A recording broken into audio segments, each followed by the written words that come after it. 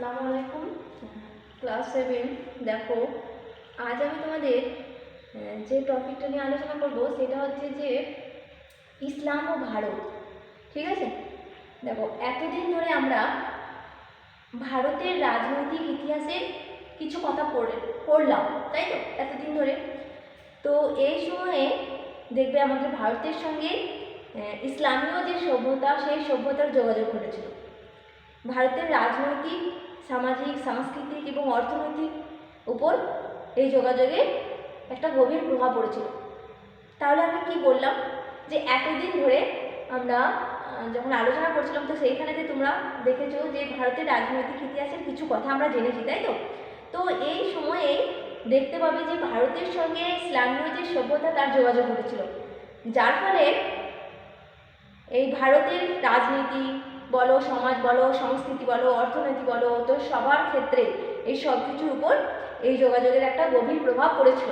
তো সেই সম্পর্কে আমরা জানবো, ঠিক আছে? তো দেখো, আমাদের যে ভারতের পশ্চিমে আছে কি জানো? আমাদের ভারতের পশ্চিম দিকে আছে আরব সাগর, ঠিক আছে? তো সেই আরব সাগর পেরিয়ে এশিয়া মহাদেশের পশ্চিম ভাগে অবস্থিত হচ্ছে আরব উপদ্বীপ। কি বললাম যে আমাদের ভারতের যে তোমার পশ্চিম, তো সেই পশ্চিম দিকে আছে কি না আরব সাগর, ঠিক আছে? আরব সাগর, বুঝতে পেরেছ? তো সেই আরব সাগরে থেকে এশিয়া মহাদেশের পশ্চিম ভাগে অবস্থিত হচ্ছে কি না আরব উপদ্বীপ। আর মনে রাখবে এই আরব উপদ্বীপের অধিকাংশই হচ্ছে তোমার মরুভূমি বা শুকনো খাস ভূমি বলতে পারি। তো সেই শুকনো খাস ভূমি বা মরুভূমির অঞ্চল এই আরব উপদ্বীপের অধিকাংশ এলাকা, বুঝতে পারলে? এই উপদ্বীপের পশ্চিমে আছে লোহিত সাগর, দক্ষিণে আছে আরব সাগর এবং পূর্ব দিকে আছে পারস্য উপসাগর। তাহলে বোঝাতে পারলাম কি বললাম যে আমাদের ভারতের পশ্চিমে যে আরব সাগর আছে, সেই আরব সাগর পেরিয়ে এশিয়া মহাদেশের পশ্চিম ভাগে অবস্থিত হচ্ছে কি না আরব উপদ্বীপ, ঠিক আছে? আরব উপদ্বীপ, ঠিক আছে? তো এই আরব উপদ্বীপের অধিকাংশ এলাকাটা হচ্ছে কি না মরুভূমি বা শুকনো খাস ভূমি অঞ্চল, ঠিক আছে? মরুভূমি বা শুকনো খাস ভূমি, বুঝতে পারলে? আর কি না এই যে আরব উপদ্বীপের কথা বলছি, তো এই আরবের পশ্চিমে ছিল লোহিত সাগর, দক্ষিণে ছিল আরব সাগর এবং পূর্ব দিকে ছিল পারস্য উপসাগর। আর এখানেতে বৃষ্টির পরিমাণ ছিল খুবই সামান্য, বুঝতে পারলে? আর একটা কথা এখানে বলি যে এই আরবের দুটি গুরুত্বপূর্ণ শহর হচ্ছে মক্কা আর মদিনা। এই আরবের দুটি গুরুত্বপূর্ণ শহর মনে রাখবে, দুটি গুরুত্বপূর্ণ শহর কি, একটা হচ্ছে মক্কা আর একটা হলো মদিনা, ঠিক আছে? মনে রাখবে মক্কা আর একটা হচ্ছে মদিনা। আমি জানি তোমরা সবাই জানো, তাই তো? মক্কা আর মদিনা, বুঝতে পারলে? তো দেখো, এবারে আমরা আসছি যেটা যে তোমরা সবাই জানো আরবে প্রথম ইসলাম ধর্মের প্রচার হয়েছিল, তাই তো? এবং হযরত মুহাম্মদ সম্পর্কে তোমরা জানবে, এখানেই আমি পরে আসছি এই সম্পর্কে। কিন্তু তার আগে তোমাদেরকে জানতে হবে যে এই ইসলাম ধর্ম প্রচারের আগে আরব দেশের পরিচয়টা তোমাদেরকে জেনে নিতে হবে। তার মানে আরবে ইসলাম ধর্ম প্রচারের আগে এই আরব দেশে কেমন জীবন ছিল, সেখানকার মানুষদের সামাজিক জীবন কেমন ছিল, ধর্মীয় জীবন কেমন ছিল, অর্থনৈতিক জীবন কেমন ছিল, সেই সম্পর্কে তাই আমরা জানবো, তাই তো? তাহলে আমরা প্রথমেই যেটা জানবো সেটা হচ্ছে যে এই ইসলাম ধর্ম প্রচারের আগে এই আরব অধিবাসীদের সামাজিক জীবন কেমন ছিল সেটা তাহলে আমরা সবার আগে জেনে নেব, তাই তো? সামাজিক জীবনটা সবার প্রথম জেনে নেব, ঠিক আছে? দেখো,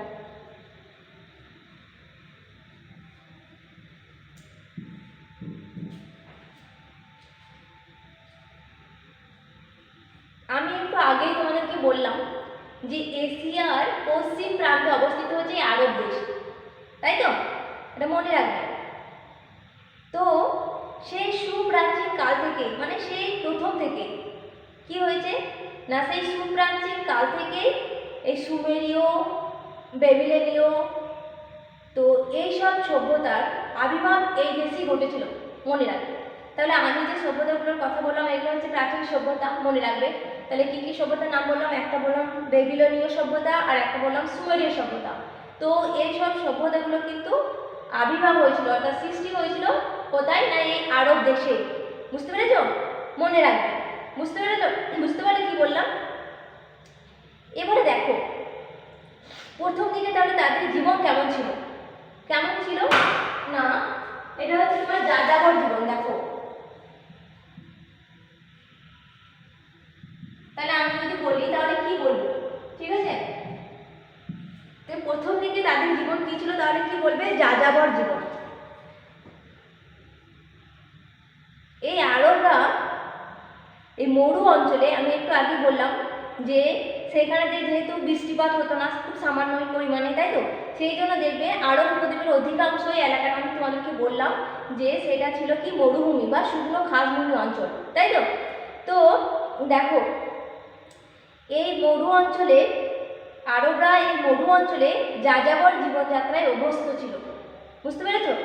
তারা কি করতো না, উট ও ঘোড়ায় চড়ে এক স্থান থেকে অন্য স্থানে যাতায়াত করত।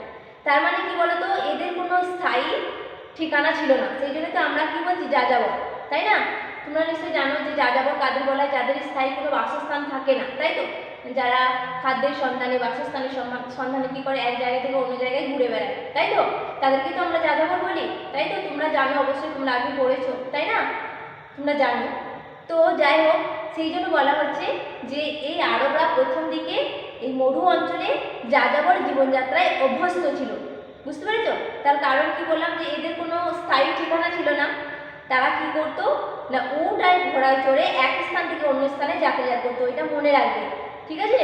যে আরবরা কি করতো, এক স্থান থেকে অন্য স্থানে যাতায়াত করার জন্য তারা কি ব্যবহার করতো? উট আর ঘোড়া। ঠিক আছে, এখানে লিখে দিচ্ছি, মনে রাখবে, উট আর ঘোড়া ব্যবহার করতো। ঠিক আছে, বুঝতে পারলে? এবারে দেখো তারপরে আস্তে আস্তে কি করলো না, লোহিত সাগরের তীরবর্তী যে উর্বর অঞ্চল সেইখানে তারা বসতি স্থাপনের চেষ্টা করলো। তারপরে আমরা আবার দেখতে পাবো যে আস্তে আস্তে এই লোহিত সাগরের তীরবর্তী যে উর্বর অঞ্চল সেখানে বসতি স্থাপন করে আরবরা স্থায়ী জীবনযাত্রা গড়ে তুলল। বুঝতে পারলে?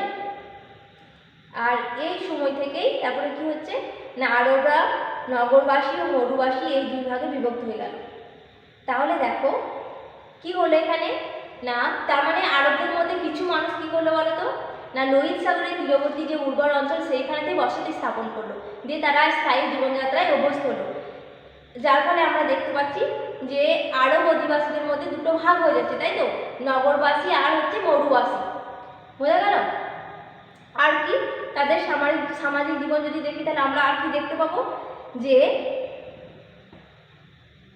এই যে তাদের যে সামাজিক যে প্রথা রীতিনীতি সেইগুলো আমরা জানতে পারবো।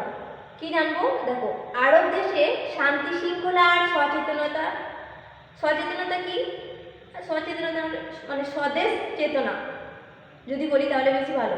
ঠিক আছে, আরব দেশে কি ছিল না, শান্তি শৃঙ্খলা ছিল না, আর কি না স্বদেশ চেতনা ছিল না।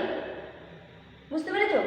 সমাজে হত্যার বদলে হত্যার নীতি চালু ছিল, সেইগুলি বলা হচ্ছে শান্তি শৃঙ্খলা সেখানে ছিল না। সবসময় ঝগড়া, মারামারি, দ্বন্দ্ব, লড়াই সবসময় লেগে থাকতো। বুঝতে পেরেছ? সেই জন্য কি বলা হচ্ছে যে আরব দেশে শান্তি শৃঙ্খলা এবং স্বদেশ যে চেতনা সেটা তাদের মধ্যে ছিল না। সেই জন্য আমরা সেই সময়ে সমাজে দেখতে পেতাম যে হত্যার বদলে হত্যার রীতি চালু ছিল। বুঝতে পেরেছ? অনেক কুপ্রথা সমাজে চালু ছিল, যেমন পুরুষদের মধ্যে বহু বিবাহ প্রথা চালু ছিল, নারীদের কোনো মর্যাদা ছিল না। বুঝতে পেরেছ? আরও দেখবে জিনিস আমরা যদি দেখতে পাবো যে আরব যে অধিবাসী বা আরববাসী যারা, তারা কয়েকটা জ্ঞাতি পরিবার নিয়ে একটা গোত্রে বিভক্ত ছিল বা কৌম বিভক্ত ছিল। কৌম বা গোত্রে, এটা মনে রাখবে, কৌম, কৌম বা গোত্র। ঠিক আছে, তাহলে কি বললাম যে এই আরববাসীরা কয়েকটা জ্ঞাতি পরিবার নিয়ে তারা কৌম বা গোত্রে বিভক্ত ছিল, বুঝতে পেরেছ? আর প্রত্যেকটি কৌমের বা গোত্রের যে নেতা তাকে বলা হতো কি? শেখ। এদের যে নেতা ছিল, নেতা, ঠিক আছে, এই প্রত্যেকটি, এখানে লিখে দিচ্ছি দেখো, প্রত্যেকটি কৌম বা গোত্রের যে নেতা ছিল তাকে কি বলা হতো? তাকে বলা হতো শেখ। এটা মনে রাখবে, তাকে বলা হতো কি? শেখ। ঠিক আছে, বুঝতে পারলে কি বললাম? আর এই প্রত্যেকটি এই কৌমের মধ্যে সর্বদাই ঝগড়াঝাটি আর সংঘর্ষ লেগেই থাকত, বুঝতে পারলে? আর একটা কথা বলি, এখানে দেখো, সামাজিক জীবন জানতে গেলে এখানে এসে যাবে খাদ্য। ঠিক আছে, তো আরবদের প্রধান খাদ্য ছিল হচ্ছে খেজুর আর উটের মাংস, বুঝতে পারলে? তাহলে কি বললাম? আরবদের প্রধান খাদ্য যেটা, সেটা কি ছিল? খেজুর আর উটের মাংস প্রধান খাদ্য। এখানে লিখে দিচ্ছি দেখো, মনে রাখবে, প্রধান খাদ্য কি বললাম না? খেজুর আর কি না? উটের মাংস। ঠিক আছে, আর দেখো প্রধান পানীয় ছিল যেটা, সেটা হচ্ছে উটের দুধ। ঠিক আছে, প্রধান পানীয় যেটা ছিল, প্রধান পানীয় যেটা ছিল সেটা হচ্ছে কি? উটের দুধ। ঠিক আছে,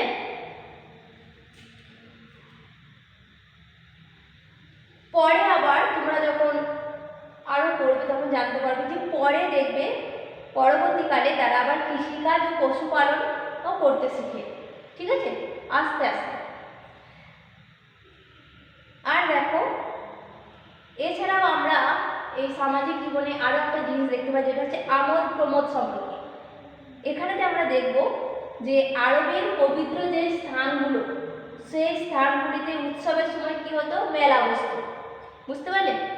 তো ওখানে একটা স্থান আছে ওকাজ, ওকাজ। ঠিক আছে,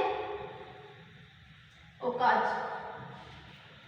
তো এই ওকাজ নামক স্থানে তারা মিলিত হয়ে খেলাধুলা, তারপরে হচ্ছে কুস্তি এবং কাব্য প্রতিযোগিতা, এসব সেখানে হতো, বুঝতে পারলে? এগুলো ছিল আমোদ প্রমোদের মধ্যে। তাহলে দেখো, ইসলাম ধর্ম প্রচারের আগে আরব অধিবাসীদের, হ্যাঁ, কেমন জীবনযাপন ছিল আরবে, সেটা আমরা জানলাম। তাহলে এখানে আমরা জানলাম তাদের যাযাবর জীবন সম্পর্কে, তাদের স্থায়ী জীবনযাত্রা কীভাবে গড়ে উঠলো, তাদের সামাজিক শ্রেণী বিন্যাসটা কেমন ছিল, সেই সমাজে সামাজিক প্রথা রীতিনীতি কেমন, সে প্রধান খাদ্য কী ছিল, হ্যাঁ, এবং তারা কি কি আমোদ প্রমোদের সঙ্গে তারা যুক্ত ছিল, সেগুলো আমরা জানলাম, তাই না? এরপরে দেখো, যেটা আমরা জানবো সেটা হচ্ছে যে ধর্মীয় জীবন। ঠিক আছে, এই আরব অধিবাসীদের ধর্মীয় জীবন কেমন ছিল, এটা এরপর আমরা জেনে নেব, বুঝতে পারলেন?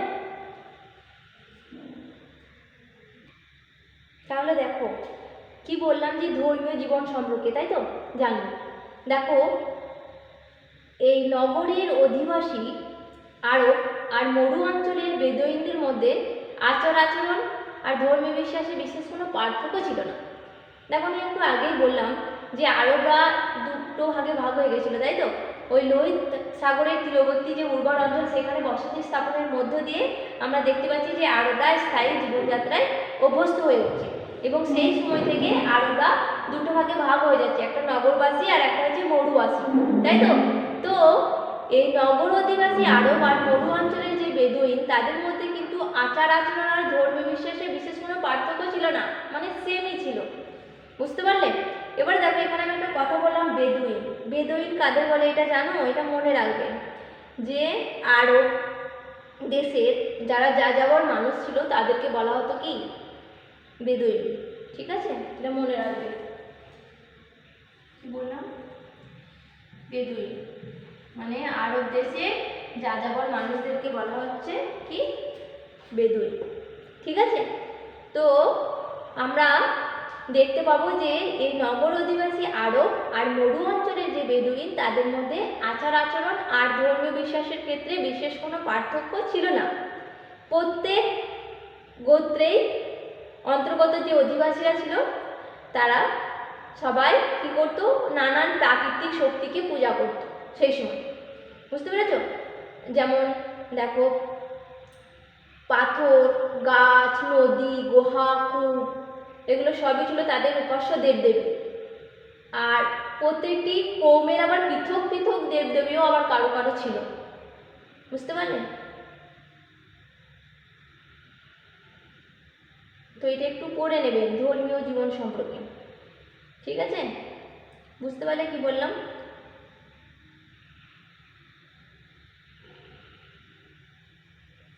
দেখো, তাহলে এখান থেকে ধরো একটা কোশ্চেন যদি হয় যে বেদুইনরা কিভাবে তাদের জীবনযাপন করত, তাহলে কি বলবে? কি কোশ্চেন বললাম? যে বেদুইনরা কিভাবে তাদের জীবনযাপন করত, এটা যদি একটা কোশ্চেন হয় তাহলে তোমরা কি বলবে? দেখো, এই আরব দেশের অধিবাসীদের অধিকাংশই ছিল যাযাবর শ্রেণী, তাই না? এটা আমি প্রথমেই বললাম পড়াতে গিয়ে, তাই না? তো আরব দেশের অধিবাসীদের অধিকাংশই ছিল যাযাবর শ্রেণী আর এরাই কি? বেদুইন নামে পরিচিত, তাই তো? আরবের বিস্তীর্ণ যে মরু অঞ্চল, সেই মরু অঞ্চলে এই বেদুইনরা বসবাস করত। তাহলে বুঝতে পারলে যে আরব দেশের অধিবাসীদের মধ্যে অধিকাংশই ছিল যাযাবর, তো এরা হচ্ছে বেদুইন নামে পরিচিত। ঠিক আছে, আর এই আরব দেশের যেটা মরু অঞ্চল, সেই মরু অঞ্চলে এই বেদুইনরা কি করতো? বসবাস করত। এই বেদুইনদের কোনো স্থায়ী কিন্তু বাসস্থান ছিল না। তারা খাদ্যের সন্ধানী বলো বা বাসস্থানের সন্ধানী বলো, এক স্থান থেকে অন্য স্থানে তারা কি করতে বলো তো? ঘুরে বেড়াতো। বুঝতে পেরেছ? সেই জন্য তাদেরকে বলা হচ্ছে যাযাবর। তোমরা তো জানো, আমি একটু আগেই বললাম, আর তোমরা পড়েছো ক্লাস 6-এ যে যাযাবর কাদের বলা হয়, তাই তো? তাহলে না বোঝার কিছু নেই। ঠিক আছে, তো সেই জন্য বলা হচ্ছে যে যেহেতু যাযাবর শ্রেণীর মধ্যে পড়ছে বেদুইন, সেই জন্য বেদুইনদের কি বলতো? স্থায়ী কোনো বাসস্থান ছিল না। বুঝতে পারলে? আর দেখবে তারা কি করতো না, উট আর ঘোড়ায় চড়ে এক স্থান থেকে অন্য স্থানে যাত্রাযাত করতো। বুঝতে পারলে? আর তাদের নির্দিষ্ট কোনো জীবিকাও ছিল না, সেই জন্য ওই লুটরাজ মানে লুটপাট করতো, খুন জখম এইগুলো ছিল তাদের প্রতিদিনের ঘটনা। বুঝতে পারলে? আর এই বেদুইনরা ছিল কষ্ট সহিষ্ণু, সাহসী। বোঝা গেছে? মনে রাখবে। আর কি? তাহলে এগুলো সবই হচ্ছে এদের বৈশিষ্ট্যের মধ্যে পড়ে, মনে রাখবে। বেদুইনরা ছিল গোষ্ঠীবদ্ধ, মানে একত্রিতভাবে অনেকজন মিলে থাকতো। আর এই গোষ্ঠীগুলোর মধ্যে কোনো ঐক্য ছিল না, ঝগড়াঝাটি আর সংঘর্ষ লেগেই থাকতো সবসময়। বুঝতে পারলে? তাহলে বেদুইনরা কীভাবে তাদের জীবনযাপন করতো এটা বোঝাতে পারলাম? এটা ভালো করে পড়বে। বুঝতে পারলে?